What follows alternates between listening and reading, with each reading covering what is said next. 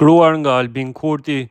Nuk dihet të ketë një tjetër komb në botë që fati i tij të jetë ndërthurur kaq pasgjithshmërisht me një datë të caktuar ashtu siç gërshetohet data 28 nëntor me fatin e kombit ton.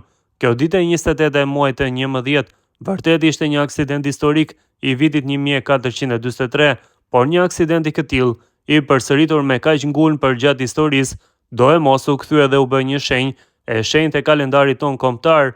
Në këtë datë mbi kështjellën e Krujës u ngrit flamuri kuqezi i kastriotëve që u kthye u bë dhe flamuri ynë kombëtar. Kështu nisi rrugtimi i nëntorëve tan, që erdhën e u lidhën si hallkat e një zinxhiri të pashkëputshëm, duke shënuar jo vetëm data kalendari, por edhe rrugën e lirisë son.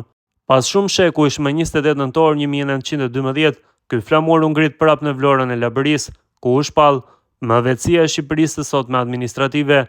Ky ishte nëntori ynë i dytë. Në këtë shpallje u njëmendësua një pjesë e projektit largpamës të Sami Frashërit, i cili kishte paraparë një Shqipëri në kufit e përafërt të 4 vilajeteve. Ai theksonte qartë që qëllimi i vetëm i shqiptarëve është të ruajnë Shqipërinë, të mos coptohet prej të huajve, të mbajnë gjuhën e kombësinë e tyre. Por kjo për fat të keq në atë kohë u arrit vetëm pjesërisht. Për më tepër, në kujtimet e tij në përvjetorin e parë të pavarësisë në vitin 1913, Luigi Gurakuqi shpreh se në jetën e kombeve, si edhe në jetën e njerëzve, ndodhin herëherë disa rasta të papritura që trazojnë rrjedhën e punëve dhe shkaktojnë disa ngjarje që as nuk pritej, as nuk shpresohej të ndodhnin.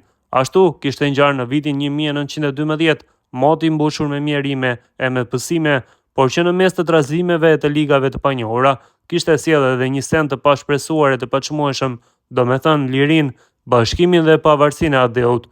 Megjithë këto, historia e nëntorëve tan nuk mbaron këtu. Në këtë datë në vitin 1955, në kullat e Jasharëve në Prekaz, lindi kryekomandanti i UÇK-s Adem Jashari, njeriu që do të vijë në balë të luftës për lirinë e Kosovës.